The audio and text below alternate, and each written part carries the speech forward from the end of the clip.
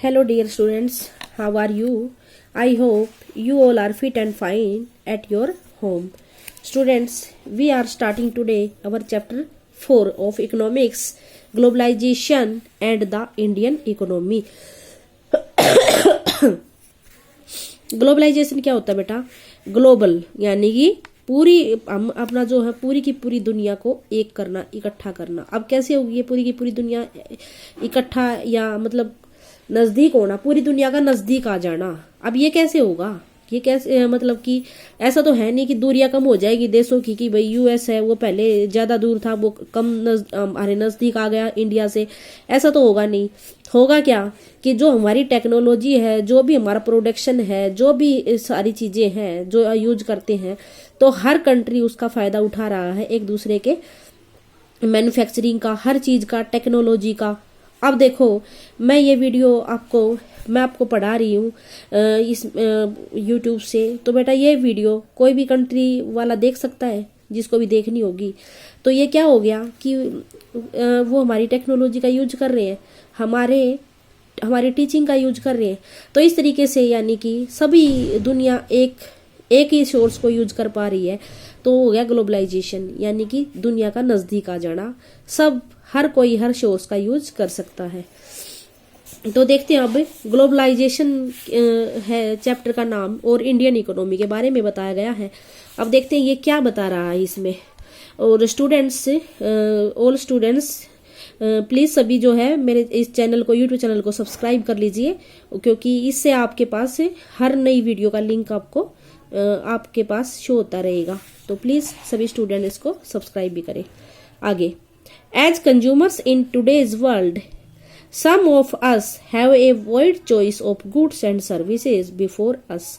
आज जो हम कंज्यूमर हैं, यानी कि सामान खरीदने वाले हैं, लेने वाले, खरीदने वाले, तो आज के दुनिया में some of us have a wide choice, हमारे पास बहुत सारी चॉइस. हमें ये सामान खरीदना है, वो खरीदना है.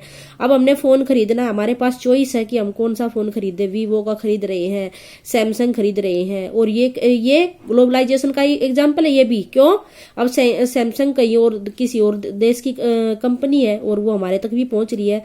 अब वीवो है तो ये भी किसी और देश की, में भी चाइना की है. तो इस तरीके से क्या हो गया, उनकी टेक्नोलॉजी हमारे पास आ रही है. तो क्या हो गया, ये ग्लोबलाइजेशन, यानी कि दुनिया की दूरियां कम हो गई है. तो ये ग्लोबलाइजेशन हो गया. तो हमारे साथ आजकल सामानों की बहुत ज्यादा चॉइस हमारे पास है, बहुत बड़ी बड़ी चॉइस हमारे पास है, और सर्विसेज की भी, यानी कि सेवाओं की भी हमारे सामने बहुत सारी चॉइस है. तो हमें कोई भी चीज खरीदे. The latest model of digital cameras, mobile phones and televisions made by the leading manufacturers of the world are within our reach. अब नए नए लेटेस्ट मॉडल हैं किसके? डिजिटल कैमरा के, मोबाइल फोन के, टेलीविजन के, जो आजकल जो है बड़ी अच्छी मैन्युफैक्चरिंग जिसकी हो रही है वर्ल्ड में, वो भी हमारी पहुंच के अंदर है. यानी कि हम वो भी खरीद सकते हैं, वो भी हमारी पहुंच के अंदर है. एवरी सीजन, हर एक सीजन में क्या हो रहा है, new model of automobiles can be seen on Indian roads. नई नई गाड़ियों के मॉडल भारत की सड़कों पर देखे जा सकते हैं. ऑटोमोबाइल्स हो गए गाड़ियों के, तो नई नई गाड़ियां आ रही हैं. तो ये तो है ही. और किसी भी कंट्री में बनी हो, वो सब तक सबके लिए पहुंचे, तो यही तो हो गया globalisation. Gone are the days, वो दिन चले गए. कौन से दिन? When Ambassador and Fiat were the only cars on Indian roads, जब भारतीय सड़कों पर सिर्फ एम्बेसडर और फिएट कारें ही होती थी, उसके अलावा और कोई कार नहीं होती थी. Today Indians are buying cars produced by nearly all the top companies in the world. आजकल क्या है, इंडियन जो है उन कारों को खरीद रहे हैं जो टॉप मॉडल कंपनीज की बनी हुई है दुनिया में. A similar explosion of brands can be seen for many other goods. अब ऐसा ही जो है बहुत ज्यादा बड़े लेवल पर ब्रांड आए हुए हैं और भी चीजों के, और भी सामानों के, जैसे from shirts to television, shirt से लेकर टेलीविजन तक, to processed fruit juices, processed fruit juice के भी बहुत सारे ब्रांड आए हुए हैं. तो इतनी सारी चीजें आई हुई हैं और वो हमारी पहुंच के अंदर भी है. Such wide ranging choice of goods in our market is a relatively recent phenomenon. बहुत सारी चॉइस जो है सामानों की हमारी मार्केट में आज के दिन है। You would not have found such a wide variety of goods in Indian market even 2 decade back. 2 decade back का मतलब क्या हो गया, एक डिकेड में कितना 10 साल होते हैं, 2 डिकेड में 20 साल। पिछले 20 सालों में ऐसी वाइड वैरायटी की रेंज सामानों की इंडियन मार्केट में नहीं होती थी। In a matter of years our market have been transformed. सालों के बाद क्या हुआ, हमारी मार्केट जो है बहुत ज्यादा ट्रांसफॉर्म्ड का मतलब बदल गई है।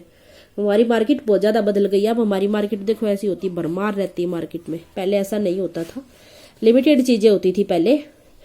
How do we understand this rapid transformation. हम इस बहुत जल्दी से जो बदला हुआ उसको कैसे समझ सकते हैं। What are the factors that are bringing about the changes. कौन से वो फैक्टर्स हैं जो इन चेंजेस को लेकर आते हैं। And how are the changes affecting the lives of the people. और ये चेंजेस जो है ये किस तरीके से हमारे जीवन को प्रभावित करते हैं, हमारा जीवन कैसे बदलता है। हम देखो कितने मॉडर्न हो गए हैं। पहले हम घर पर पढ़ते थे, टीचर के पास पढ़ते थे, स्कूल में ही पढ़ते थे, घर पर नहीं पढ़ सकते थे। आज हम टीचर से दूर बैठे पढ़ रहे हैं, तो घर पर ही बैठकर पढ़ रहे हैं, टीचर भी अपने घर से पढ़ा रहा है, तो कितना सारा चेंजेस हो जाता है।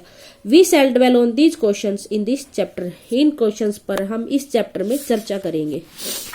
नेक्स्ट पेज हमारा प्रोडक्शन अक्रॉस कंट्रीज। अब कंट्री के बाहर production. Until the middle of the 20th century. Middle of the 20th century क्या कौन सा टाइम हो गया, यानी कि 1950 का टाइम हो गया। कैसे, क्योंकि 20th सेंचुरी के बीच का तो यही हो गया ना 1950। Production was largely organised within country. पहले जो है 1950 के टाइम तक, यानी कि middle of the 20th century में प्रोडक्शन जो है कंट्री के अंदर ही होता था, बहुत बड़े लेवल पर। What cross the boundaries of these countries were raw material, food stuff and finished product. ये क्या था कि देश की बाउंड्री को क्रॉस कौन सी चीजें करती थी, सिर्फ कुछ चीजें, जैसे रॉ मटेरियल कच्चा माल, फूड स्टफ खाने की चीजें, और फिनिश्ड प्रोडक्ट और तैयार माल। यही चीजें कंट्री की बाउंड्री को क्रॉस करती थी। इनके अलावा कोई चीजें देश से बाहर नहीं जाती थी बिकने के लिए। Colonies such as India. India जैसी कॉलोनी में, कॉलोनी क्यों बोल रहे भाई इंडिया को, जब हमारा देश अंग्रेजों का गुलाम था तब हम अपने इंडिया को कॉलोनी बोलते थे। अंग्रेजों की कॉलोनी था हमारा इंडिया उस टाइम पर। Exported raw material. Raw material जो है इंडिया से एक्सपोर्ट किया जाता था, यानी कि बाहर ले जाया जाता। And food stuff and imported finished good, और खाने का सामान और फिनिश्ड गुड तैयार माल हमारे इंडिया में इंपोर्ट किया जाता, यानी कि वापस लाया जाता। Trade was the main channel connecting distant countries. क्या था, व्यापार जो है बहुत जरूरी जो है इन कंट्रीज को जोड़ने का जो है चैनल था। This was before large company called multinational corporation. ये सब चीजें कब थी, जब मल्टीनेशनल कॉरपोरेशन नहीं थी, यानी कि एमएनसी, इनको मल्टीनेशनल कंपनी भी बोल सकते हैं और इनको मल्टीनेशनल कॉरपोरेशन भी बोल सकते हैं। ये उससे पहले की बात है। फिर ये आ गया एमएनसी, मल्टीनेशनल कंपनी। अब इसका मतलब क्या हो गया कि बहुत सारे देशों में अपनी पहुंच बनाना, वहां पर अपने माल का प्रोडक्शन करना, अलग अलग देशों में बेचना, अलग अलग देशों में प्रोडक्शन करना, यानी कि एक से ज्यादा देशों में अपनी पैठ बना के रखना। ये होता है एमएनसी कंपनीज। जैसे स्मार्टफोन का प्रोडक्शन कई देशों में होता है, बहुत सारे देशों में बिकता है, तो इस तरीके से बहुत सारी कंपनीज होती हैं, तो वो एमएनसी होती है। एमएस्ड ऑन द सीन। जब तक ये कंपनी सीन पर यानी कि सामने नहीं आई थी, उससे पहले की बात ये बताई है कि दो तीन चीजें ही बाहर आती थी। The MNC is a company. MNC एक कंपनी है दैट ओवन्स और controls production in more than one nation. MNC क्या है, ऐसी कंपनी है जो ओवन्स करती है और कंट्रोल करती है अपने प्रोडक्शन को एक नेशन से ज्यादा नेशन में, यानी कि एक से ज्यादा देशों में अपनी पैठ बनाकर रखती है, वहां पर अपना प्रोडक्शन भी करती है और बेचती भी है अपना माल। MNC set up offices and factories for production in regions where they can get cheap labour and other resource. अब एमएनसी अपने ऑफिस और फैक्ट्रीज को कहां पर सेटअप करेंगी प्रोडक्शन के लिए, ऐसी जगह पर जहां पर वो क्या कर सके, सस्ता लेबर मिल सके उनको। सस्ता लेबर क्या, मजदूर, लेबर होता है मजदूर, चीप लेबर, सस्ता मजदूर मिल सके और अदर रिसोर्स भी उनको सस्ते मिल सके, ऐसी जगह पर सेटअप करेंगे वो तो अपनी कंपनी को, जहां से उनको ज्यादा फायदा हो सके। This is done so that the cost of production is low. ऐसा क्यों किया जाता है कि प्रोडक्शन की कीमत यानी कि सामान को बनाने की कीमत तो कम रहे, and the MNC can earn greater profit, और एमएनसी जो है वो ज्यादा फायदा उठा सके, प्रॉफिट ज्यादा गेन कर सके। कंसीडर द फॉलोइंग एग्जाम्पल, अब एग्जाम्पल से समझेंगे। Spreading of production by an MNC, MNC ने अपने प्रोडक्शन को स्प्रेड किया, फैलाया। A large MNC producing industrial equipment designs its products in research centre in the United State and then has the component manufactured in China. अब एक बड़ी MNC company है, वो अपना इंडस्ट्रियल इक्विपमेंट बनाएगी, उनको डिजाइन तो करवाएगी कहाँ पर, research centre in the United state, उनका डिजाइन तो यूनाइटेड स्टेट में बनवाएगी यानी कि यूएसए में, और वो अपने कंपोनेंट को मैन्युफैक्चर यानी कि जो सामान बनना वो बनवाएगी चाइना में। These are other shift to Mexico and Eastern Europe where the products are assembled and the finish product are sold all over the world. फिर इनको शिफ्ट करके यानी कि जहाज में लाद कर, शिफ्ट का मतलब जहाज में लाद कर मैक्सिको और ईस्टर्न यूरोप में लेकर जाएगी, और वहां पर प्रोडक्ट्स को असेंबल्ड करना होता है, जोड़ा जाना, उसके जो प्रोडक्ट्स के पुर्जे होती है उनको जोड़ा जाएगा, एंड द फिनिश्ड प्रोडक्ट जो तैयार माल हो गया वो बेचे जाएंगे पूरे के पूरे वर्ल्ड में। तो इस तरीके से एमएनसी अपने काम को फैला के रखती है, जहां उसको जैसा फायदा दिखाई देता है वहां पर वो वैसा ही प्रोडक्शन करती है और फिर उसको पूरे वर्ल्ड में बेचती है अपने माल को। Meanwhile the companies customer care is carried out through call centre located in India, और इसी बीच कंपनी का कस्टमर केयर सेंटर जो है वो कहाँ बनेगा, इंडिया में बना हुआ है। क्यों? क्योंकि कस्टमर केयर सेंटर क्यों बनाते हैं ये, भाई कोई कस्टमर जो है वो माल खरीद रहा है तो उसकी जवाबदेही तय करने के लिए कस्टमर केयर सेंटर बनाते हैं। भाई देखो हम तुम्हारा इतना ध्यान रखते हैं, तुम्हें हमारे प्रोडक्ट में कोई प्रॉब्लम आई तो हमने कस्टमर केयर सेंटर बना रखे, तुम वहां पर हमको कॉल कर सकते हो। और इंडिया में जो है बहुत सारे कॉल सेंटर में जो हमारे लड़के और लड़कियां हैं काम करने के लिए बड़े सस्ते लेबर पर उनको सस्ते पैसों पर मिल जाते हैं, कम पैसों पर मिल जाते हैं। और ये एक बेंगलुरु का कॉल सेंटर है, यहाँ पर टेलीकॉम फैसिलिटीज है और इंटरनेट भी है इनको इन्फॉर्मेशन प्रोवाइड करने के लिए और कस्टमर्स जो है अब्रोड में सपोर्ट करने के लिए। अब आगे, in this example the MNC is not only selling its finished product globally but more important the goods and services are produced globally. अब ये क्या है, ये जो एग्जाम्पल बताया गया है कि ये इस अपना केवल अपना माल ही, फिनिश्ड तैयार माल ही ग्लोबली लेवल पर नहीं बेचती, बल्कि गुड्स एंड सर्विस को आप प्रोड्यूस्ड भी ग्लोबली करती है, यानी कि सामान को जब बनाती है, प्रोड्यूस करती है वो भी ग्लोबली और सेलिंग भी ग्लोबली करती है, यानी कि कितना ज्यादा ग्लोबल हमारा वर्ल्ड हो गया है। As a result production is organised in increasingly complex way, और इस तरीके से प्रोडक्शन भी एक जो है बड़े मुश्किल तरीके से हो पाता है। The production process is divided into small parts and spread out across the globe.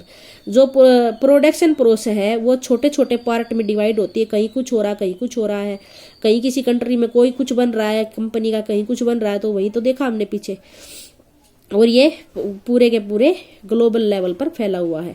In the above example China provides the advantage of being a cheap manufacturing location. अब उस एग्जाम्पल में क्या देखा हमने, चाइना क्या प्रोवाइड करता है कि सस्ती मैन्युफैक्चरिंग लोकेशन चाइना में मिल जाती है, सस्ता मैन्युफैक्चरिंग होता है चाइना में, इसलिए उन्होंने चाइना में मैन्युफैक्चरिंग का काम करवाया। Mexico and Eastern Europe are useful. अब मैक्सिको और ईस्टर्न यूरोप कैसे यूजफुल, हमारे लिए फायदेमंद है। For their closeness to the market, क्योंकि उनके वहां पर मार्केट जो है ज्यादा नजदीक है। In the US and Europe, जैसे कि यूएस में और यूरोप में। अब India has a highly skilled engineer.